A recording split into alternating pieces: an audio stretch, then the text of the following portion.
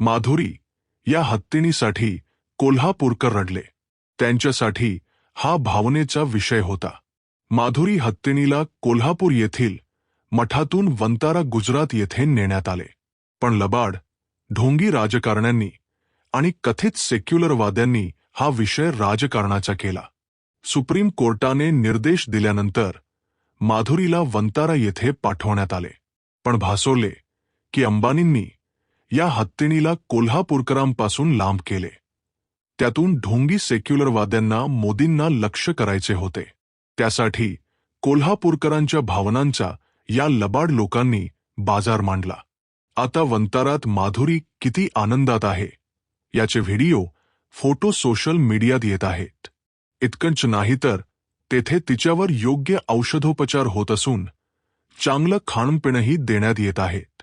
त्यामुळे माधुरी वंतारात सुखी आहे हे केवळ कोल्हापूरकरांनाच नव्हे तर संपूर्ण देशात कळते.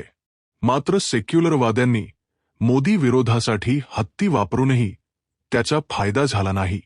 याबद्दल नक्कीच सहानुभूती आहे.